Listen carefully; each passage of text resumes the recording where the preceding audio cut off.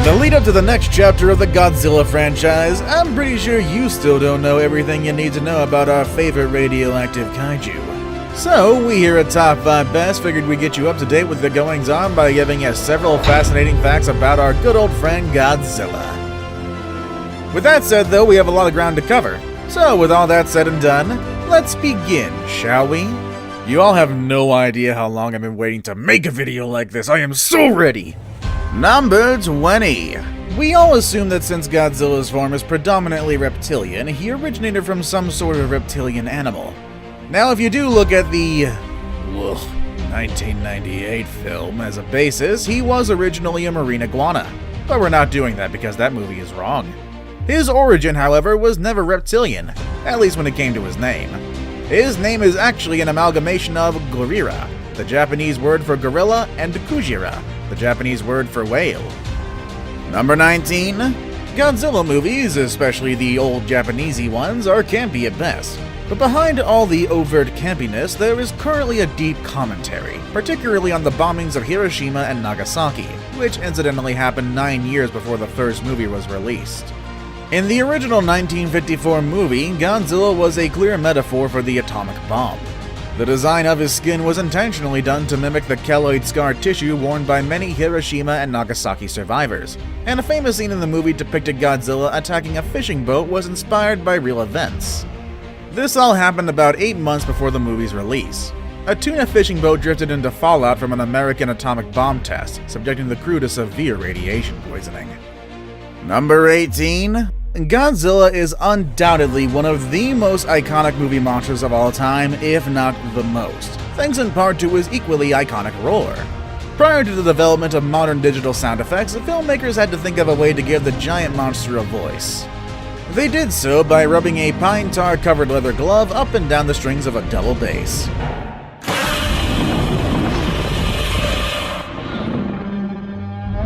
Number 17. Sticking with some of his origins, our next fact is, did you know that Godzilla that we know and love today could have looked a lot different? The original concept was for Godzilla to look more like a giant octopus. Eventually, Tomoyuki Tanaka, the movie's producer, decided to go for the dinosaur-like design instead. If they stuck with the original design, I don't personally think that Godzilla would still be the icon that he is now. Comment down below on your thoughts of that one. Number 16. If you would watch all the early Godzilla movies, you'd notice that they were made on a very tight budget.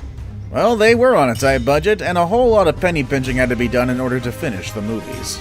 The special effects director Eiji Tsuburaya originally wanted to use stop-motion animation, the same technology used for the original King Kong movie, but found the method too expensive. So instead, they opted to put a man in a rubber suit instead. The original Godzilla suit itself weighed 220 pounds and was impossible to move in. This forced the studio to make a lighter, more mobile suit. But new suit notwithstanding, it was still very hot in there. So hot, in fact, that the crew had to drain up to a cup of actor Haruo Nakajima's sweat from the suit after every take. Number 15. In 1992, one of the monster's costumes, worth a whopping $39,000, was stolen from a Toho garage, only to be found washed up on the shores of Lake Okutama, which was near Tokyo. Funnily enough, it did terrify a woman who was out for a stroll. Number 14. Our next fact is, at the time of the first movie's release, it was the most expensive Japanese movie ever made, and that's despite the tightness of the budget. However, it was a smash hit, allowing the studio to make a ton of sequels. But just how many Godzilla movies are there? It almost seems like there's an infinite number sometimes. Well, not counting the one about to be released this year, there have been 35 movies in all, and only about 3 of them were American-made. And out of those 3, only 2 are good. Number 13. Godzilla has grown over the times, quite literally. In the original 1954 movie, he was only around 50 meters tall. That's about 164 feet for our American friends. But by the 2014 film, he had already stood at 350 feet tall. In fact, in order to be a viable opponent, King Kong's height had to also be increased from his original height of 24 feet in the original 1933 film. Number 12. 2 of Godzilla's prominent opponents, Mothra and Rodan, didn't appear first in the Godzilla franchise. The 2 actually had their own movies that were made because of the success of the original Godzilla movie. Rodan came out first with his self-titled movie in 1956, followed by Mothra, again in her own self-titled movie in 1961. Godzilla even duked it out with the Avengers. From 1977 to 1979, Marvel ran a 24-issue comic book series featuring Godzilla, which saw him square off against both the Avengers and the Fantastic Four. Number 11. Godzilla has a ton of superpowers, some of them less obvious. But did you know that Godzilla could fly? Yes, the lumbering giant did exhibit the power of flight, albeit in just one movie. The movie Godzilla vs. the Smog Monster, originally released as Godzilla vs. Hedorah in Japan in 1971, was the only movie that Godzilla could actually fly in. This is not the only reason why this movie is notable. According to the movie's director, the Smog Monster's eyes were actually modeled after female genitalia. Okay, now I'm 100% sure you're going to look for this movie if you haven't watched it yet. And if you already did, I bet you're gonna see it with a whole different set of eyes. Female, moving on. Number 10. There's no question that the most despised Godzilla movie was the one released in 1998, which starred Matthew Broderick and directed by Roland Emmerich. It was so disliked that the monster in the movie was nicknamed Gino, which means Godzilla in name only.